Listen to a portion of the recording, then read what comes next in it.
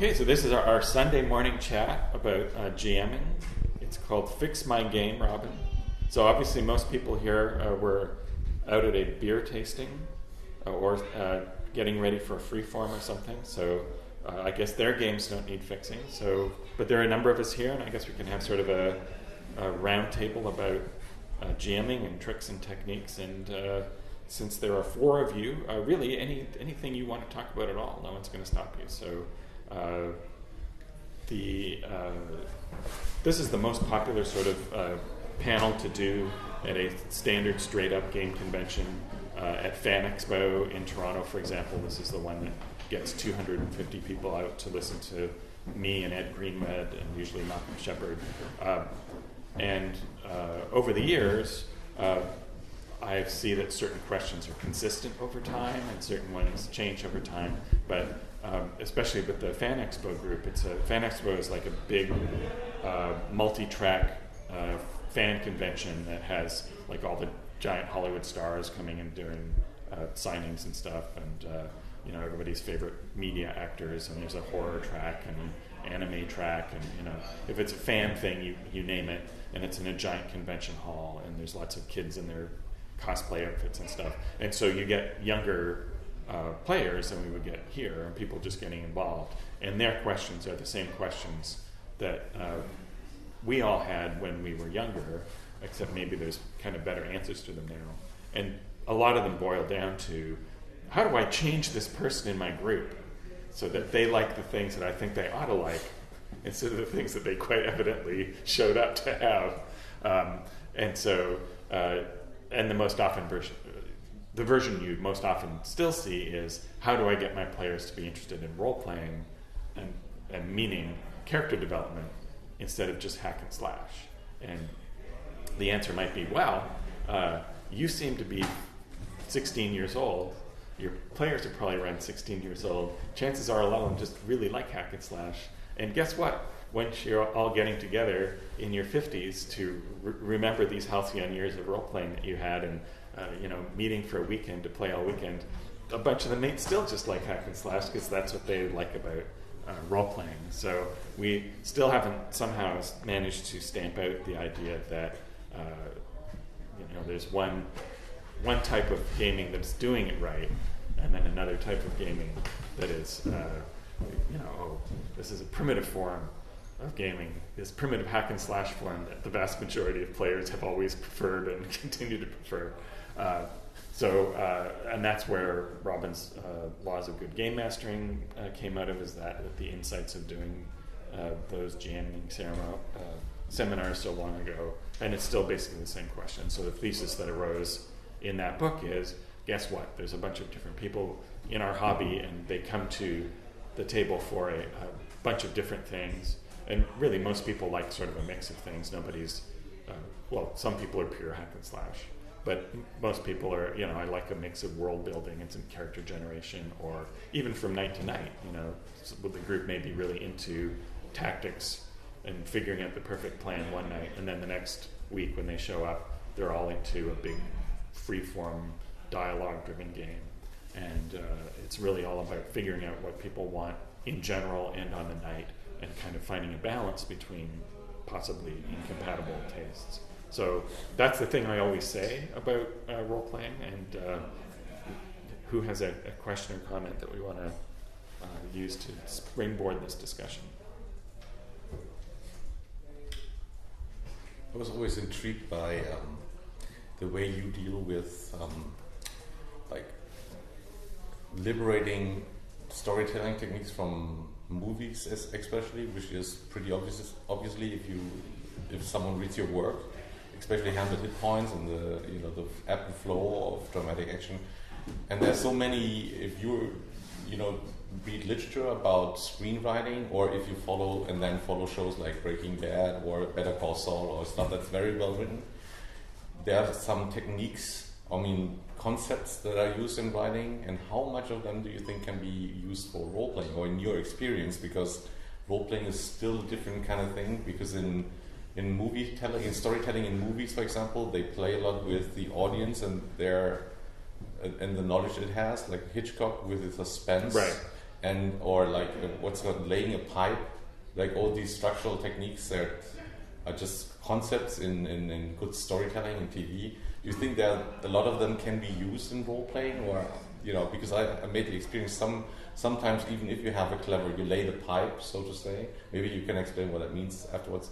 And then players just rush over it, and then they don't realize in the end that because they're so busy immersed in the story that some of these very effective storytelling techniques from movies and films don't really work so good in games. Yeah, that's absolutely true. And I would say that role-playing, if you're playing for story at all, is another narrative form, and it has its own techniques that work really well, that are native to that form, and other techniques that it can borrow from other forms, and those don't always cross over. Just like not every technique that you can use in live theater works in a comic book. So the question is, and that doesn't make role-playing an inferior form, and it doesn't make the exercise of trying to see how other narrative forms do things invalid, but there are certainly some things that work and some things that don't. So on live stage, you can't do a montage sequence. But you can take montage sequences from film and put them in role-playing. In role-playing, you are completely liberated from any concern of budget, so that you can describe the giant 100-foot ice wall and then not have to worry about how much it's going to cost the CGI guys to finally create that 100-foot ice wall. And of course, CGI in general changes what you can depict on in fantastic genres as well. So it's a matter of looking at the individual technique of how would this be done if it was a movie or a TV show. And I tend to go toward those forms for two reasons. One, it's the one that most people are familiar with, right? That it's more likely that everybody here has seen Game of Thrones, the television series, than that they've read any particular novel, including even the Game of Thrones novels. But also that I think film and TV, which are just basic different delivery systems for the same basic form, are the closest to role-playing, in that they can serve multiple characters in the narrative really easily, and they move from place to place with great facility, and it's all about sort of outward external character conflict, whether that's delivered through dialogue or actually through physical confrontation. So often when I hit a design problem, I will ask myself the question, well, if this was a movie, how would it be handled? And of course that's contrary to the way that role-playing games are originally developed, which is that Gary and Dave were basically trying to make a new kind of war game where the unit size, instead of being like a battalion or a squadron, was one guy in a funny hat. And but as soon as you take that guy in the funny hat and give him persistence, that he has existed in a previous game, and now he's come through into this game, and he was changed by the events of the previous game, only if that just meant that he got slightly more power, you've got a narrative. It's extremely primitive narrative, but it's a narrative nonetheless. They weren't trying to create a new story form, and in fact, there were stages where Gary got very cranky about people trying to make it a story form and complaining about play acting and stuff. But it didn't take long from the invention of role-playing for somebody to say, well, what if I do the thing that's not tactically smart, but that would make sense for my character's goals and motivations? And so then you had narrative, you had storytelling. And so a lot of our rules, though, are still based on what would happen in real life if a guy in a hat with a magic wand went down into a dungeon and fought a rust monster. And obviously there's a disconnect there because rust monsters are imaginary. But if you look at film and television, there are certain ways that real life physical dynamics are handled that don't actually match the real world at all, but they make for a satisfying narrative. So, for example, if guns were really as deadly in real life, in narrative, all action movies would be 10 minutes long and they would end with Bruce Willis being killed. So we don't want that. So for a recent example of that, in Feng Shui 2, I was looking at the armor rules, and of course armor doesn't really factor very much into action movies, modern day set action movies.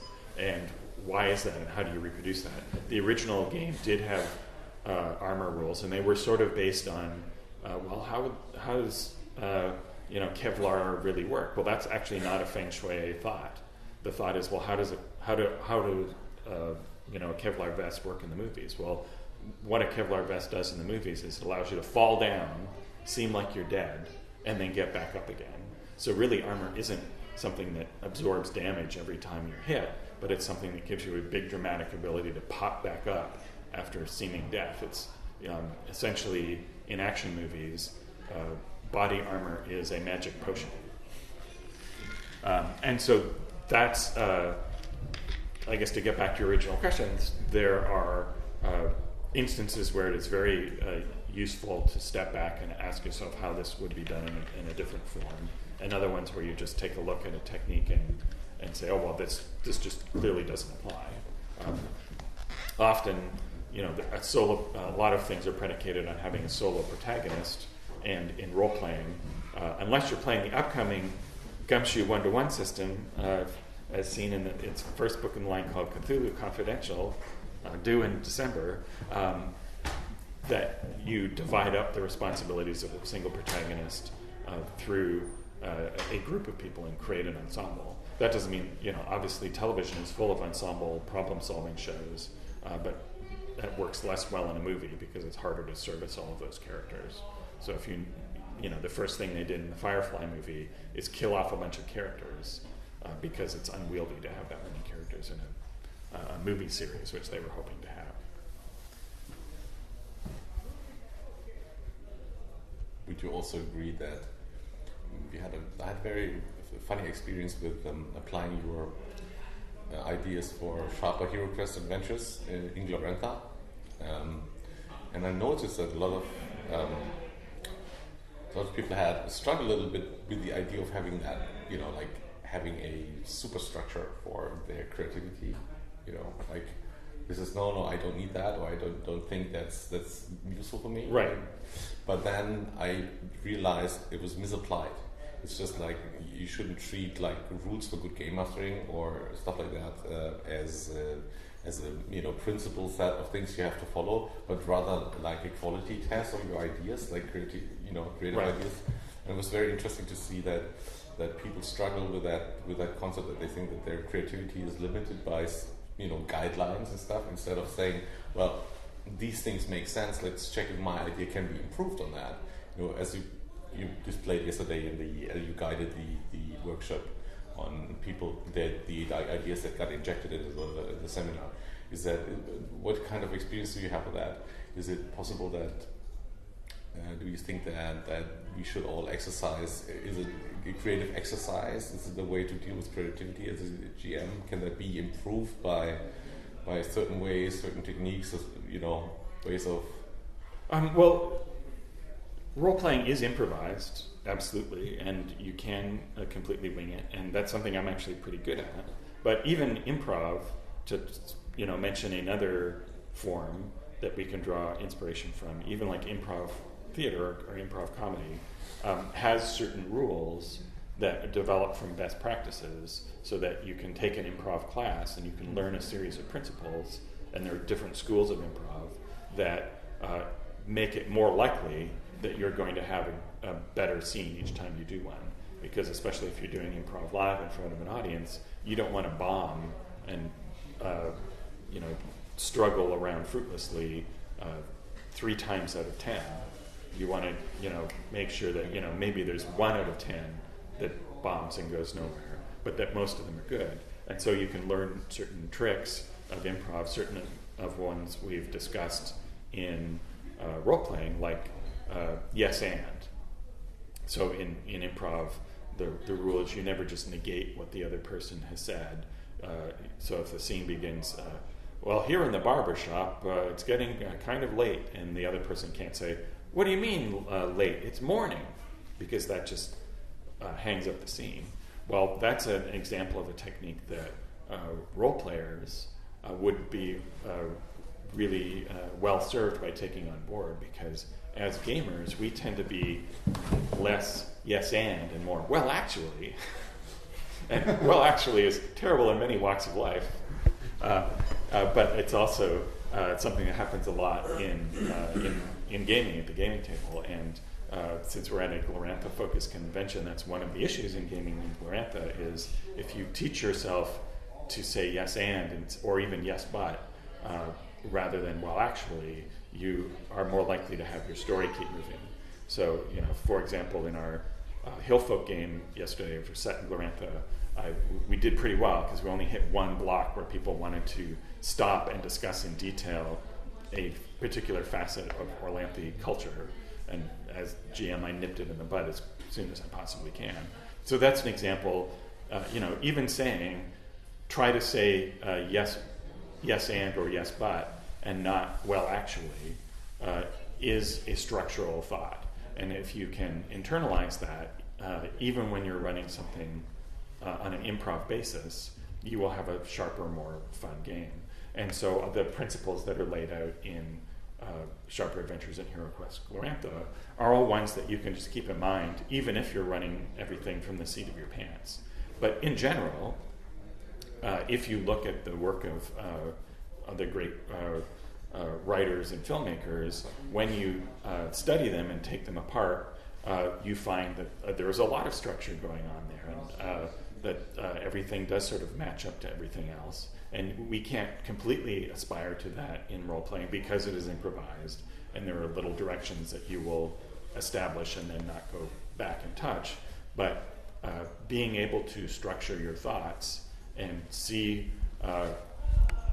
how things are going. Now, the trick is to make sure that if things are going well, don't mess with that. You're just instinctively creating something cool. But once you've gotten into the weeds, you might wish that you'd jotted things down at the beginning in a bit more of a format to know possibly, have a fallback position that can take you out of the problem and have a bit of a structure.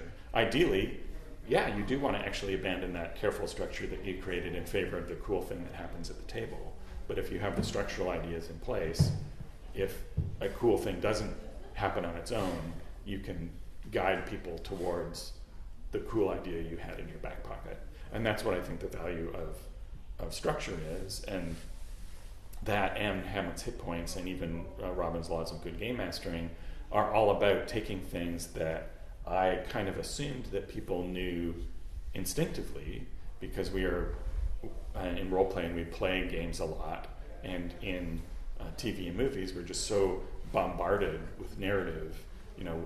We live in a world now where people just swim in story to an unprecedented degree, right? In certain indigenous cultures, for example, in the plains of Canada, there are tribes that storytelling only happens during the winter, in a particular circumstance when we're all together and you can't go out and hunt. You can't, the time of year when we all huddle together is the only time we tell stories. So don't go trying to tell a myth when we're out hunting.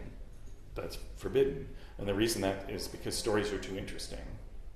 And you stop and you start telling the story instead of going and getting the bison that you need to survive on. And so, but now we're awash in narrative, but that doesn't mean that people instinctively understand how it works. And that's, I think, in retrospect, one of the things that needed to be corrected with the original Hero Wars is it just sort of assumed to say, well, just move the story in the more interesting direction. But not everybody had a definition of what was interesting. And in order to take the super analytical, logical, sort of simulative mind that is sometimes, present company excluded, of course, that is often drawn to role-playing games and to teach you how to be intuitive, you need to go at that through analysis and structure.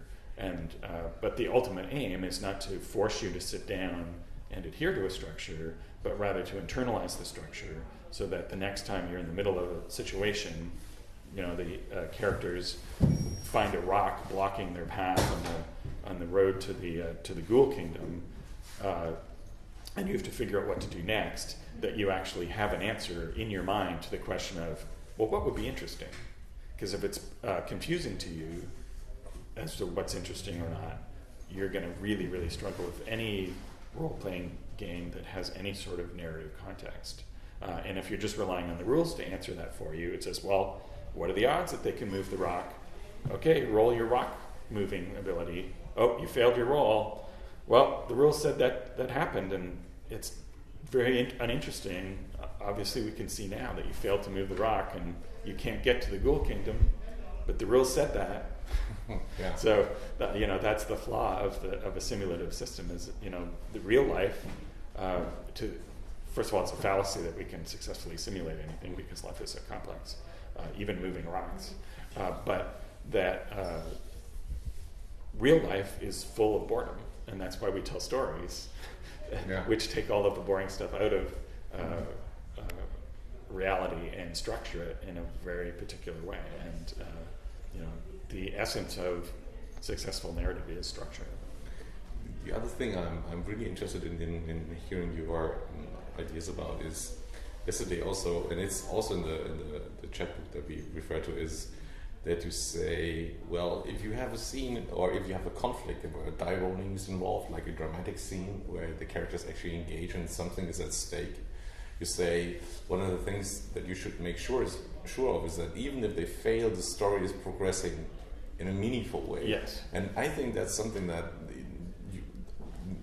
you struggle with in terms of as GM, like thinking about that. How does that work? Because normally, if something in the game you improvise, especially in a game like HeroQuest, which is tempting that the characters are powerful, you kind of tend that they always succeed in what they eventually. Then it might be very creative how they solve that situation, but I would say 9 out of 10 conflicts or scenes, the heroes succeed. So how would you go about? What would be in a technique to think about? Coming up with an idea how to progress a story, and so creating meaningful failure, and to create suspense in this. Because I think most of us, it's just like some player finds a creative way. Oh, I can speak with dragons because and they find a piece of backstory, and then they go around the dragon, and stuff like that. So it would be interesting to hear. Right. So the term for this that comes from the story games community, which is really great, is fail forward. So that when you conceive the possible outcomes of a situation, success is perfectly apparent. They move the rock and they get to move on to the Ghoul Kingdom. But if you need to get to the Ghoul Kingdom to have your adventure take place, what can be a failure of failing to move the rock that is actually interesting and leads to an interesting perspective? And the answer is, it's not really success versus failure, it's success versus success at a price. So if you fail to move the rock, you don't actually, in either case, the rock is going to be set aside. But if you fail, that means the rock rolls down the hill and rolls into the Hobbit village, and the hobbits, maybe they swarm at you in anger, or maybe they go and rat on you to the ghouls, or some other bad thing happens. But it's a bad thing, and it's a thing that makes you feel emotionally upset because you're moving toward fear rather than hope. And so it's something that engages you. It's even, it could be the rock crushes some lovely, friendly hobbits, and now you have something to feel guilty about. You've made, these innocent people pay a price for your adventure. Whatever it is, it's something that's gotten you past that obstacle. So I think that's really the best technique, is to it's not pass fail, it's not stop go, but it's go or go at a cost. Oh, that's very smart. Here's a comment for the rock. Adding hobbits to the picture might be sometimes tricky, because if depending whether the players already knew about the hobbits. So if you're dealing with information, you had a pathway to the Ghoul Kingdom, and then there's a blocking rock, It's a two-piece thing. So if it were a fantasy world and they fail to move the rock, they probably have to give their blood and make some promise to the rock when, if they ever return from the Ghoul Kingdom, they deal with the rock also on their way back, or something like that. The point being, you can add stuff to explain stuff, or you can twist the existing stuff to explain things with the stuff that is already in the table. Yes, absolutely. Any examples I give today must be understood as Sunday morning examples, and not something that you would necessarily do in the course of your crossing game. Hobbit Village was a good one. Yes. And it also adds a lot of to it's always cool to see. That's what you do a lot actually in GMing, Robin, to suddenly add a whole kind of new perspective to the game you're in, to widen the horizon of the world, and then you go, wow, yes, this is like, I especially like your example on in a final scene. I don't know where it was. I think it was in the Hero Quest first edition that you said if the climatic scene of the scenario is involved in there, you try to stop some giant robots destroying a city and the players kind of fail. It's not like you should give them the opportunity to minimize the damage eventually. I mean, the robots are still there in the city destroying the city, but it's not the complete destruction, so they feel they have accomplished something. I think it's exactly the same kind of technique you go there with the rock rolling away, and have a misfortune about that. Yeah, because if you're looking for because basically if you're looking to fail forward, all you need is an emotional down node.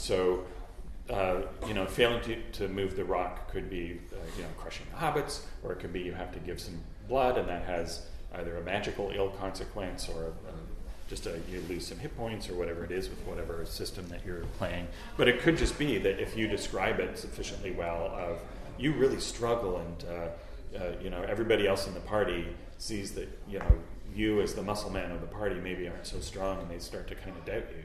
And even if there's no other mechanical consequence, even if you don't follow up on that, because it's not actually really a big crucial moment, it's just a minor obstacle, even that may hit home with the player as powerfully as something that does have a mechanical consequence. So you're not, although it has a certain rhyme to it, to give them a later confidence penalty, the main thing is just that the players feel that something went wrong. And as long as you've got that, that's the difference, right? Because all of the apparatus of role-playing is just trying to do what any story does, which is engage us by alternately moving us towards fear and towards hope. Could someone get me a glass of water? Yeah. Great, thanks. So that's actually what you mean with that's actually, now I kind of start understanding what you meant with what's meant by the hope and fear thing. Normally in movies it's the hope and fear of the person who watches the story, right? So to you that applies, the player is also watching the story of his character, right?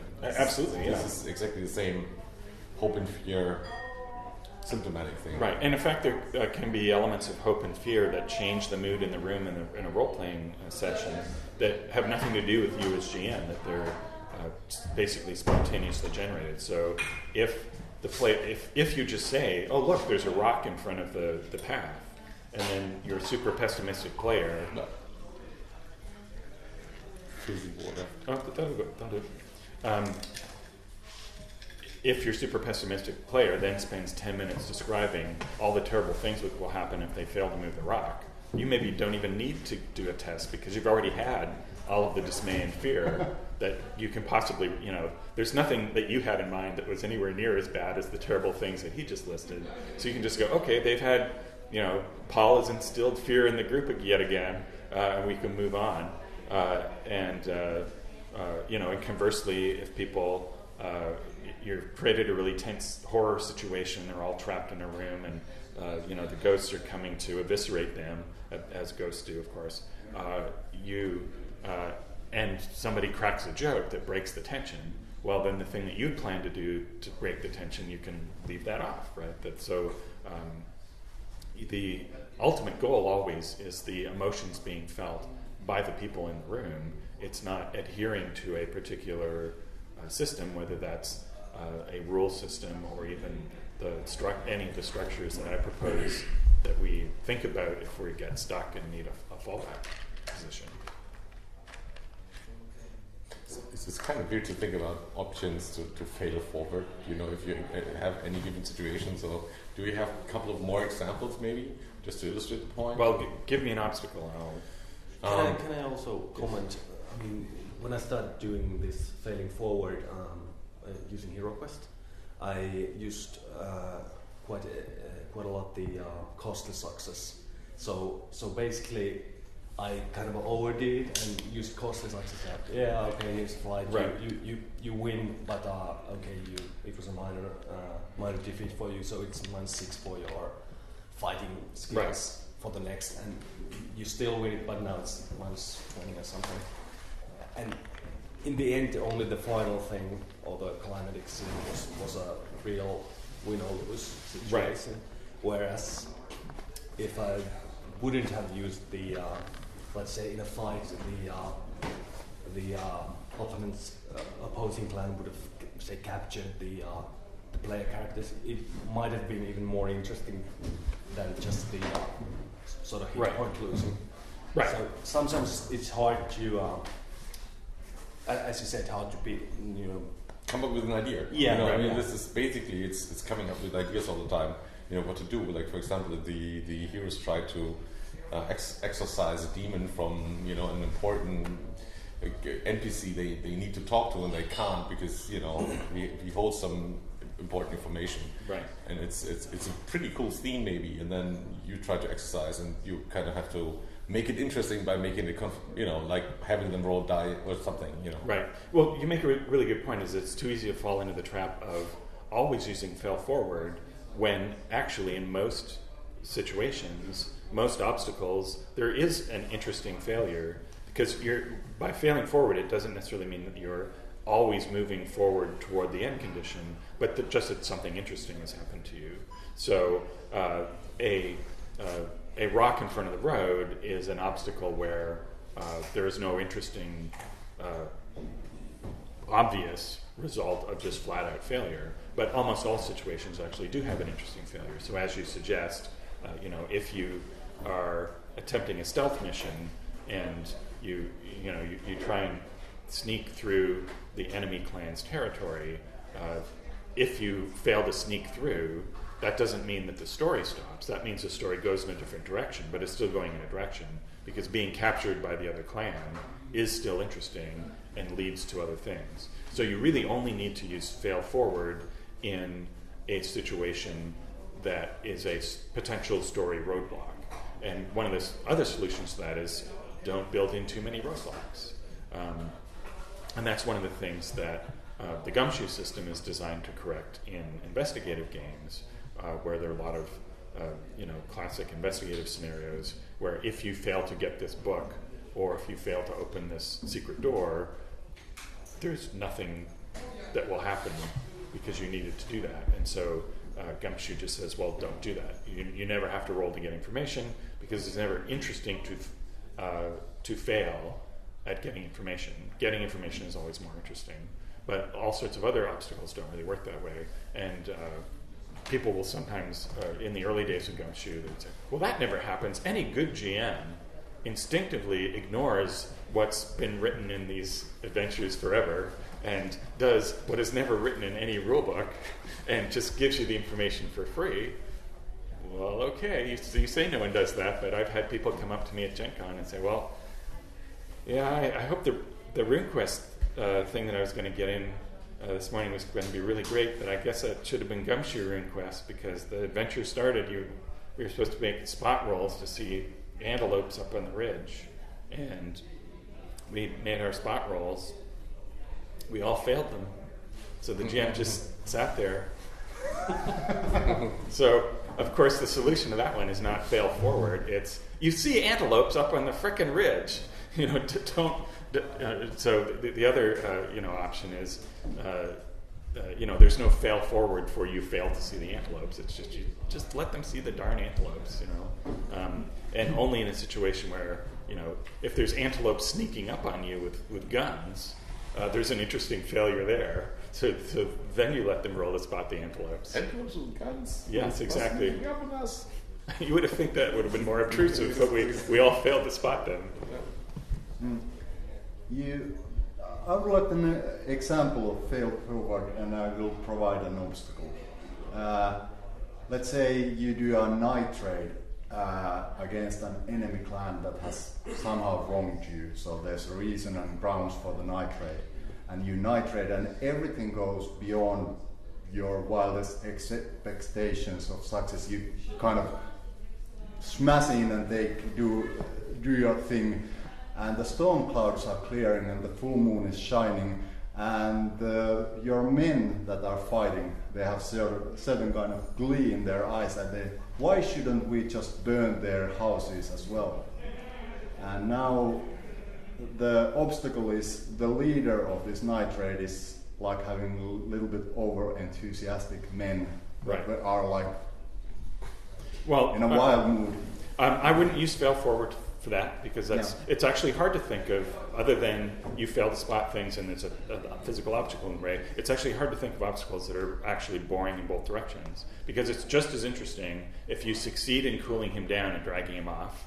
That's good. You feel like you did what you wanted and you didn't cause a bigger problem. But if he does go and starts slaughtering this other clan when you only meant to humiliate them, well, that's a big problem that you now have to deal with, because now you have a reputation in the valley of being crazy and violent, and those the allied, now you're in trouble with the allied clan.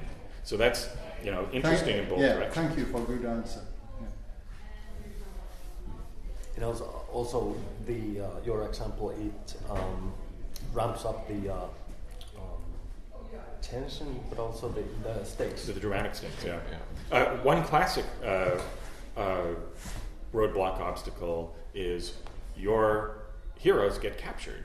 And of course, people hate having their player characters captured because it takes their agency away from them, even though you couldn't ask for a bigger, more common staple of adventure storytelling.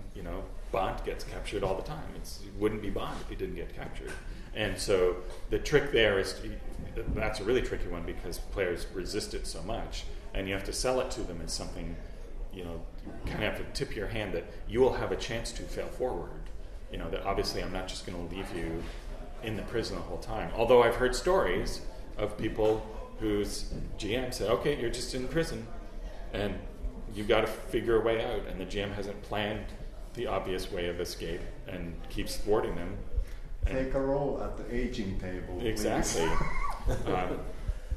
But in general, most GMs have a way planned for you to get out, and so the way to indicate that is you have to sort of break character and break the fourth wall and say, of course, this is a movie style getting captured, and you will have an advantage that comes out of this as long as you come up with an interesting way of escaping. Of course, you're going to get to escape, but people really hate that. Do you think that sort of way of communicating with the people in that situation is better compared to let's say driving the players with meta currency?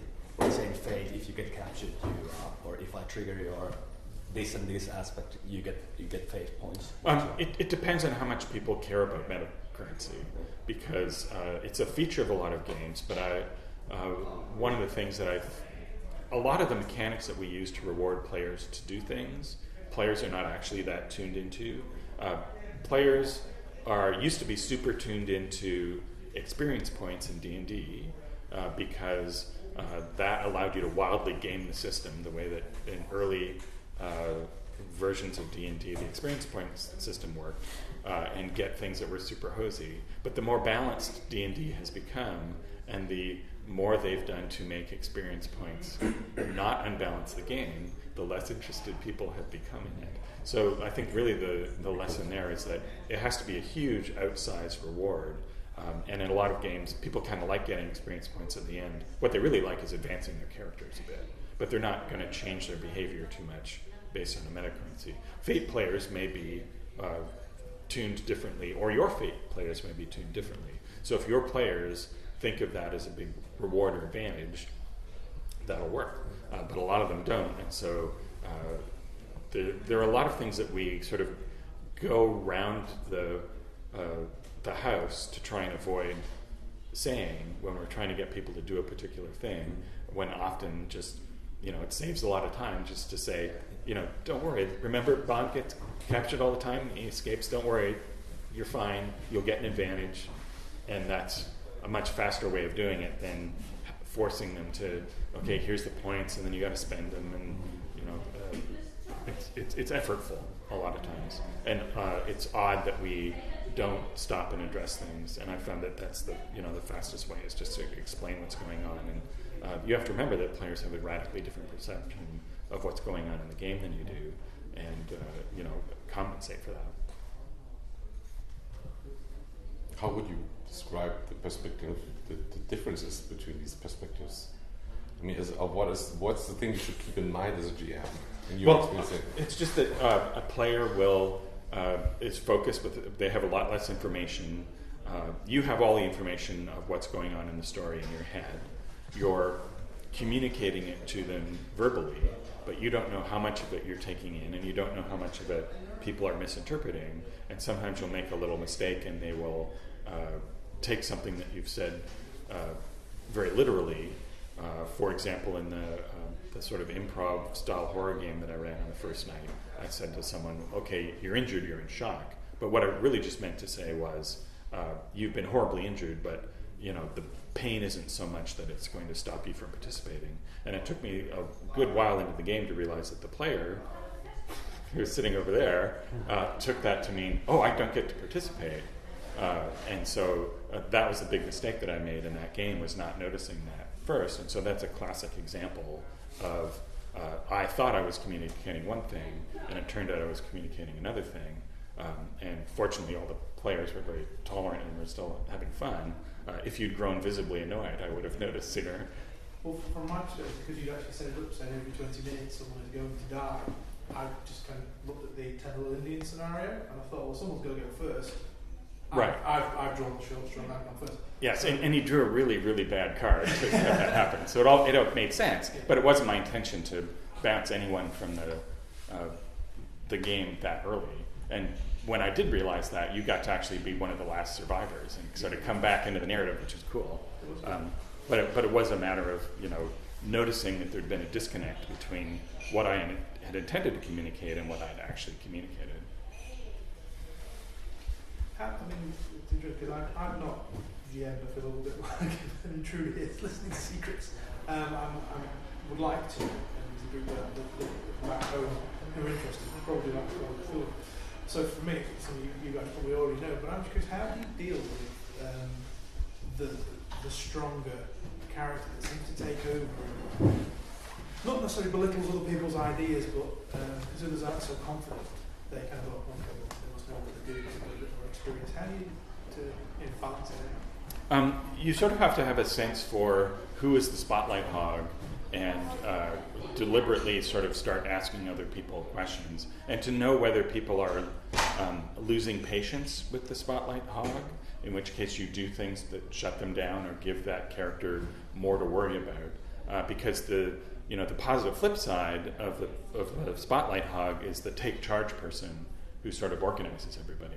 So again, going back to the example of the game we played on the first night, you started out, you're obviously a very strong sort of organizing force in any game group, and you're like, okay, let's do this and this and this, and that's good until people start to say, well, I would like to give some idea, but it's often a worse problem in a session where people defer to each other too much, or they argue too much and they don't come to a conclusion, because sort of endless planning and wrangling is a problem. So first identify whether in fact your perceived problem of that person taking up more spotlight time is really a problem for the other participants, or whether it's just useful leadership. And so once you've determined that it's a problem, then you have to basically make more of a point saying, okay, now what do you think? What do you go and do? And possibly even allowing the group to sort of split up so that Mr. Spotlight Hog is off over here. He's gone down to the market to negotiate, the passageway down the river, and then that leaves the other possibly shyer players to step up. And the opposite of the Spotlight Hog is the super shy casual player. And again, you kind of have to determine whether that person is perfectly content to be quiet and not participate very much, or whether they're secretly dying to talk more and do stuff. Because our assumption is, oh, I'm just neglecting that person, and it's my duty to bring them out of their shell. Well, maybe they're actually kind of happy in the shell. And I've had players like that, and I've learned not to overcompensate for that as well. So to zoom out from that, really it's a question of being able to read the room and to see, who is engaged with what's going on and who is starting to get bored or unhappy. So, there's lots of situations where you can have a really great game and everybody can be really engaged, including the guy who through the whole, through most of the entire thing was like strapped to a stretcher and didn't get to do much. But if that player was actually really happy and engaged and had a great time, afterwards you can sometimes make the mistake, if people kind of analyze it too much, they can have a great time and then they can talk themselves out of having had a great time because they can see intellectually an objection to something that happened that in fact was fine while you did it. So when you get feedback from people, and this is something I'm more conscious of because I playtest, right, that my playtest group, I know that there is a disconnect between how much fun they're having while they play and then what they say after they decide to overthink it and analyze the game for me, which they want to do, so I let them, but it's not actually useful as a designer because I can tell whether you had a good time or not. I can see it, and the fact that you've now found a way to talk yourself out of having that good time is irrelevant to me as a designer, except to the extent that other people will have fun, talk their way out of having fun, and then write about it on the internet later. But that's more of a marketing problem than an actual design problem. So I suppose the other thing for me was, what's the tool of the NPC in order to get the group to go on do things that you want them to do, especially when there's elements of squabbling? Is it advisable to always have one about, or how do you use it? It can be useful to have them have a character to act as a sounding board, but not a character who will take charge and become this, a spotlight hog player played by the GM. And that's a big, rookie mistake, is that and that often happens with sort of storytelling-oriented GMs who create a character that they fall in love with, and they basically kind of want to both play and GM at the same time. And so that's a big problem that you want to avoid, is having the NPC who's sort of advising them have too much narrative control and power. So I will often use like an annoying spirit or fetch or sidekick or somebody who's, there's a reason why they're not going to solve the problem, and it's easiest to do in a fantasy setting. So you can just, the talking mink comes up and says, "Wow, that's really dumb of you to have rolled that rock onto the hobbits. I think next time maybe you should," right? So you can kind of guide them onto the right path, annoy them with a talking mink, which is just something you do in and of itself, but you don't have the talking mink then take control of the party. You just have to sort of point them back in the right direction, and or you can sort of one fun thing to do is have the character who initially sort of comes on stage and takes over, and then turns out to be actually the real antagonist of the storyline. And that's a technique I've used a number of times, where the initially friendly guy who sort of guides them around the narrative actually becomes the annoying bad guy that they have to get rid of, or ambiguously bad guy. I think in the books, I think there's a difference between different mediums. Like in the books, let's say the protagonist after the failure, the writer can right? That, okay, the main character himself acknowledges that this was a mistake. Right. Yeah. Comes to terms with it. Whereas in role-playing games, I think the rule is sort of like you don't really, as a GM, like tell like what your characters are thinking and so on. But I've started, and that's why you have to use the NPC to wise guy NPC to tell the characters. And I've started to break it a little bit and started experimenting. And I don't want to do it that way. That I tell the players that okay, you're thinking this, but I'm just like pondering out loud. And it's not part of the narrative, but it's maybe just for the players. Yes, that's sort of similar to the technique that I call as a seasoned expert, right? Because if you have a skill, if your character has a skill that the player doesn't, and more importantly, the character is in the world and has full perception of the world, so you can say, well, you know, as an experienced police detective, you know you should probably look at the bottoms of all the drawers, because sometimes there's a document taped to the bottom of the drawer. And although you want to give the player time to think of that on their own, still it'll be more fun if they find the document taped to the bottom of the drawer, and they still get to feel a sense of being cool and being accomplished if you're framing that as not, oh, what if, you know, that's, you know, more flattering than having the talking mate show up and say, oh, you idiot, you should look under the drawer. In this case, you're saying, you are so brilliant that you know that you have to look under the drawer, and guess, you know, there it is. And so you're not only guiding the players so the next time they will look under the drawers without, you know, having to be prodded in that direction, but you're sort of flattering their characters, which is an emotional upnote. Not as big an emotional upnote if they think to do it themselves and they get the reward, but it's still, you know, it avoids chumping their characters.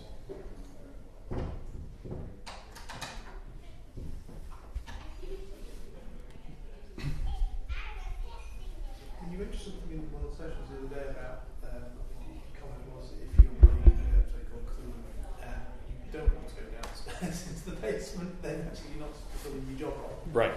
And having experienced games where that's kind of happened, where people have decided at a certain point, actually let's not do this, it's a bad idea, and they've left. And I'm just thinking, I'm sure. That's part of the game should have gone.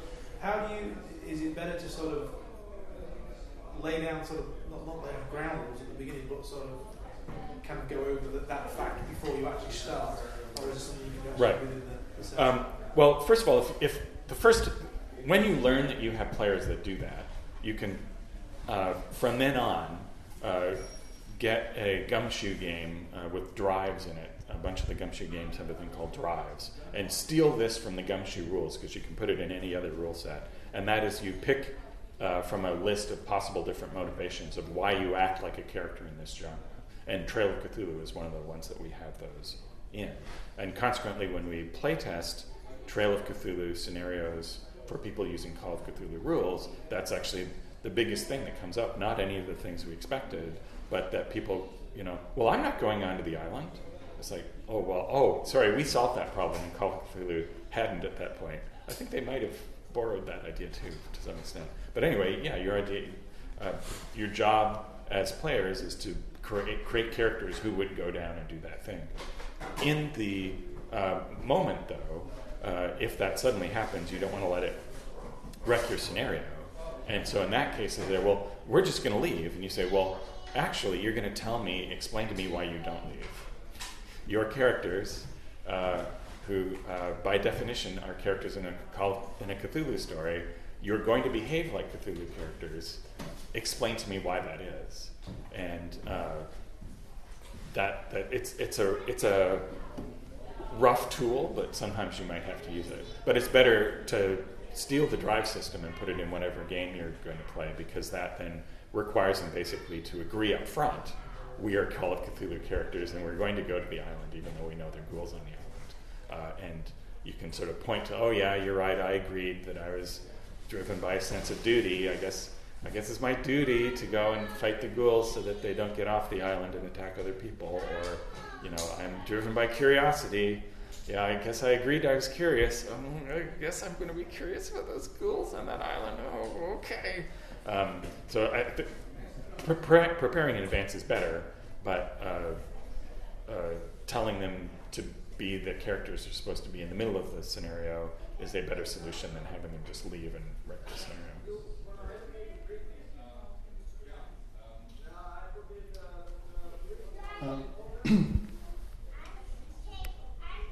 Time and time again, it has happened to me that I am the person in my games that perhaps plays some lovely character or just narrates too much. I'm usually the GM. Right. I do not have this trouble that much when I'm a player.